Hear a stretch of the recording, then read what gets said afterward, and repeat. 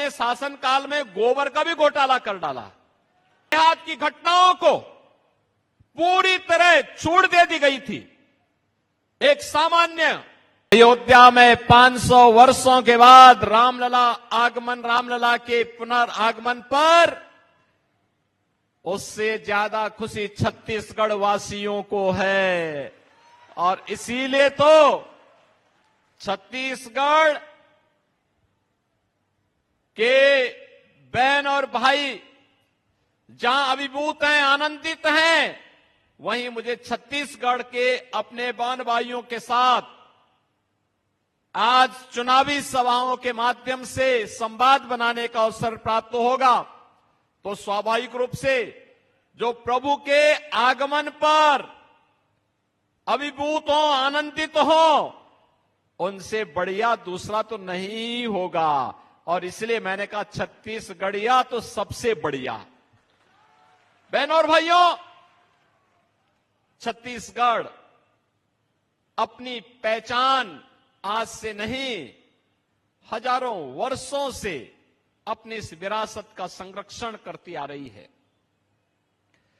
सरकारों ने उपेक्षा की होगी, लोगों ने तमाम प्रकार के गलत तरीके से यहां की छवि को प्रस्तुत करने का प्रयास किया होगा, लेकिन भारतीय जनता पार्टी की सरकारें छत्तीसगढ़ के अंदर या केंद्र में श्रद्धेय अटल जी की सरकार रही हो या फिर पिछले 10 वर्ष में प्रधानमंत्री मोदी जी के नेतृत्व की सरकार, जिस मजबूती के साथ छत्तीसगढ़ को उसकी पहचान दिलाने के लिए प्रतिबद्ध दिखाई देती है, वह अभिभूत करने वाली है।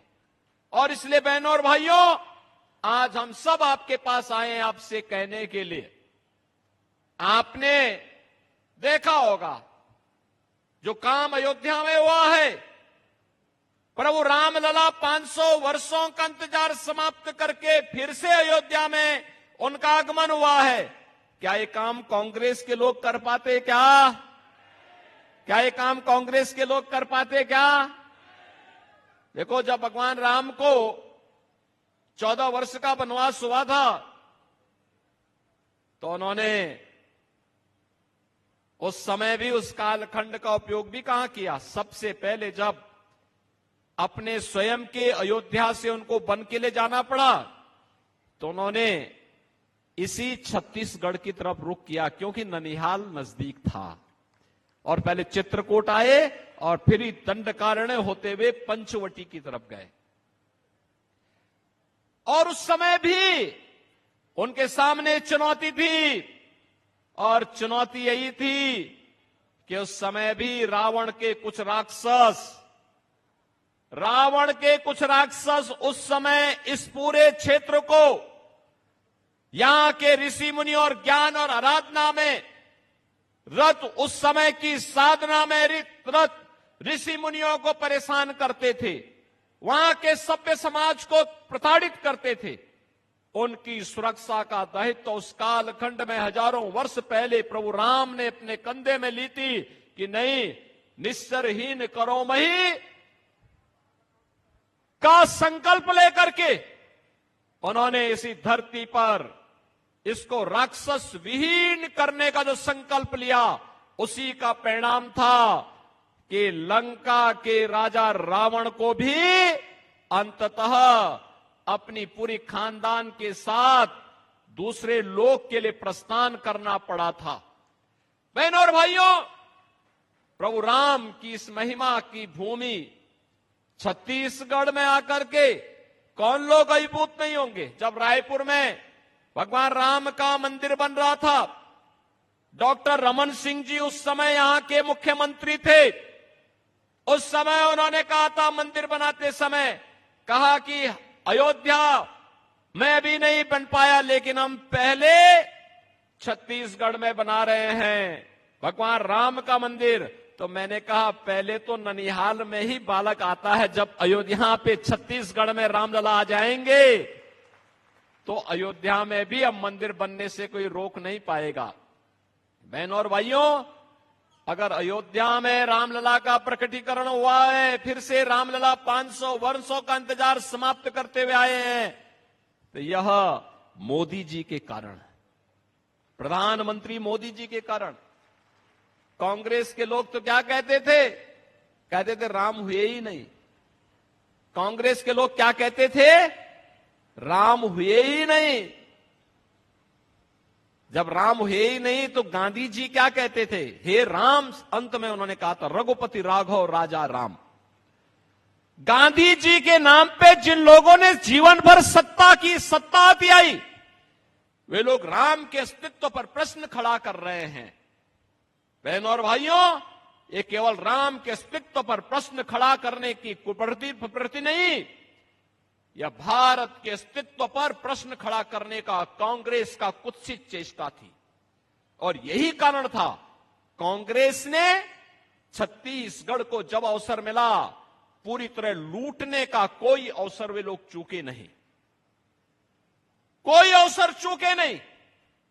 भारतीय जनता पार्टी की सरकारों ने, चाहे वह डॉक्टर रमन सिंह की छत्तीसगढ़ की सरकार रही हो, चाहे वह वर्तमान में श्री विष्णुदेव साय के नेतृत्व की सरकार हो, इन लोगों ने यहां के गरीबों के लिए, पिछड़ों के लिए, वनवासियों आदिवासियों के लिए, उनके उत्थान के लिए प्रधानमंत्री मोदी जी के नेतृत्व में और श्रद्धेय अटल जी के नेतृत्व में जो योजनाएं बनाई थी, कांग्रेस ने अपने 5 वर्ष के कुशासन में ही उन्हें पूरी तरह समाप्त करने का प्रयास किया, पूरी तरह समाप्त करने का प्रयास किया। और मुझे तो बताया गया कि इस प्रतिष्ठित सीट पर कांग्रेस ने यहां के पूर्व मुख्यमंत्री को, श्री भूपेश बघेल को ही अपना प्रत्याशी बनाकर के उतारा है। यानी जिनके ऊपर पहले से ही शराब घोटाले का, कोयला घोटाले का, पब्लिक सर्विस कमीशन के घोटाले का, डीएमएफ घोटाले का, गोठान घोटाले का और महादेव ऐप के घोटाले का आरोप हो और एफआईआर भी लॉन्च हो चुकी हो, और व्यक्ति पूरी ठसक के साथ चुनाव लड़ने का दुस्साहस कर रहा है, इसका मतलब वह ये मान के चलता है कि हम कितना भी बड़ा अपराध करेंगे तो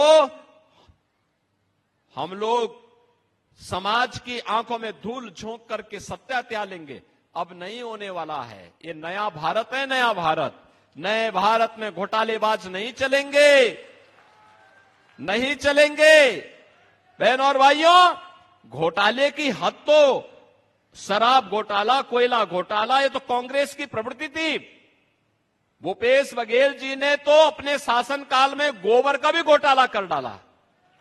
अब सोचो, जिन गरीबों को खाद के लिए पैसा मिलना चाहिए था, यूरिया दुनिया के अंदर मिल रही है 3000 रुपए बोरे में, वही 300 रुपए में भारत के अंदर भारत की सरकार, मोदी सरकार दे रही है। लेकिन ये तो यहां पर कांग्रेस की सरकार ने गोबर का भी घोटाला कर डाला। बहनों और भाइयों, यहां पर मैं सोचता हूं कभी कभी गौ माता को भी तस्करों के हवाले कर दिया गया था, कसाईयों के हवाले कर दिया गया था। लब जिहाद की घटनाओं को पूरी तरह छूट दे दी गई थी। एक सामान्य भुवनेश्वर साहू के साथ किस प्रकार की घटनाएं घटित हुई थी, उसके पिता ईश्वर साहू, छत्तीसगढ़ की जनता का मैं अभिनंदन करूंगा कि उन्हें विधायक बना करके लोगों ने भुवनेश्वर साहू को सच्ची श्रद्धांजलि अर्पित की। क्योंकि भुवनेश्वर साहू की एक ही गलती थी, उसने लब जिहाद का विरोध किया था, कांग्रेस सरकार की तुष्टीकरण की नीति का विरोध किया था, और उस शख्स से लड़ते लड़ते अपने आप को बलिदान कर दिया था। बहनों और भाइयों, यहां की जनता जनार्दन ने स्वर्गीय भुवनेश्वर साहू को श्रद्धांजलि अर्पित करते हुए उनके पिता ईश्वर साहू को विधायक बना करके उनकी स्मृतियों को जीवंत बनाने का काम किया है। बहनों और भाइयों, ये कांग्रेस घोटाले का नाम है। ये कांग्रेस आतंकवाद का नाम है, ये कांग्रेस नक्सलवाद का नाम है। जिस उम्र में युवाओं के हाथ में टैबलेट होना चाहिए, अच्छी पुस्तक होनी चाहिए, दुनिया को आगे बढ़ाने का जज्बा होना चाहिए, ये कांग्रेस ने उस उम्र के इन बच्चों के हाथों में तमंचे पकड़ा दिए और तमंचे पकड़ा करके भारत के खिलाफ ही उन्हें लड़ने के लिए नक्सलवाद के नाम पर, आतंकवाद के नाम पर, उग्रवाद के नाम पर उकसाने का कार्य किया। बहनों और भाइयों, अब ये देश मोदी जी के नेतृत्व में कार्य कर रहा है और आपने 10 वर्ष में बदलते हुए भारत को देखा होगा, बदलते हुए भारत को देखा होगा। 10 वर्ष में क्या ये कभी हुआ? ये कभी हो पाया? देश के अंदर बहनों और भाइयों, छत्तीसगढ़ की डॉक्टर रमन सिंह जी के नेतृत्व की पहली सरकार थी जिन्होंने 1 रुपए किलो चावल यहां के गरीबों को, यहां के आदिवासी वनवासियों को देना प्रारंभ किया था। और मोदी जी के नेतृत्व की सरकार पिछले 4 वर्ष में 80 करोड़ भारतीयों को फ्री में राशन की सुविधा का लाभ प्रदान कर रही है। कांग्रेस की सरकार के समय गरीब भूखों मरता था, किसान आत्महत्या करता था, नौजवान पलायन करता था, महिलाओं के सामने अपनी सुरक्षा का संकट था। मोदी जी के नेतृत्व में 80 करोड़ गरीबों को फ्री में राशन की सुविधा का लाभ, 60 करोड़ गरीबों को 5 लाख रुपए की स्वास्थ्य बीमा का, आयुष्मान भारत का कवर, हर वर्ष 5 लाख रुपए की। यही नहीं, 50 करोड़ गरीबों के लिए जनधन अकाउंट खोल दिए गए। जो पैसा कमीशन खोरी का कांग्रेसियों की प्रवृत्ति का हिस्सा था, मोदी जी ने जनधन अकाउंट खोल करके उसको पूरी तरह उस पर रोक लगाने का काम किया। बहनों और भाइयों, 12 करोड़ अन्नदाता किसानों को प्रधानमंत्री किसान सम्मान निधि का लाभ, 12 करोड़ गरीबों के घर में शौचालय का निर्माण, 10 करोड़ महिला स्वयंसेवी समूहों को आर्थिक स्वावलंबन के मार्ग पर अग्रसर करने का कार्य।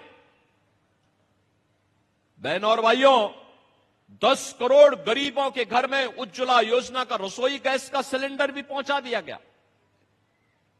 4 करोड़ गरीबों के मकान मोदी जी के नेतृत्व में देश में बने। उत्तर प्रदेश ने 56 लाख गरीबों के मकान बनाए, लेकिन भूपेश बघेल की सरकार ने 18 लाख गरीबों को छत्तीसगढ़ के अंदर मकान से वंचित किया था, क्योंकि मोदी जी पैसा देना चाहते थे, लेकिन भूपेश बघेल उसको लेना नहीं चाहते थे। इन गरीबों को मकान न मिले, इसका दोष भी अगर किसी के ऊपर है तो कांग्रेस की सरकार के ऊपर है। 2.5 करोड़ गरीबों के घर में बिजली पहुंचाने का काम हुआ, हर घर नल की योजना लागू हुई। बहनों और भाइयों, ये सभी कार्य मोदी जी के नेतृत्व में एक नए भारत का दर्शन, कश्मीर में आतंकवाद की ताबूत पर अंतिम कील ठोकने का काम हुआ, धारा 370 समाप्त हुई, तो 3 तलाक की कुप्रथा को भी सदैव के लिए समाप्त किया गया। और आज इसीलिए भारतीय जनता पार्टी आपके पास आई है कहने के लिए कि यहां के गरीब किसानों से धान को अतिरिक्त बोनस देकर के खरीदने की परंपरा को जो डॉक्टर रमन सिंह जी ने तय किया था, उस परंपरा को कांग्रेस सरकार ने बाधित किया। श्री विष्णुदेव साय के नेतृत्व की भारतीय जनता पार्टी की सरकार ने फिर से उसको जीवित करके यहां के अन्नदाता किसानों को फिर से आर्थिक रूप से संबल देने का काम किया। 18 लाख गरीबों को मकान देने जा रही है भारतीय जनता पार्टी की सरकार। और बहनों और भाइयों, मोदी जी ने तो कहा है तो 80 करोड़ गरीबों को हम राशन दे रहे हैं, अगले 5 वर्ष तक हम निरंतर जारी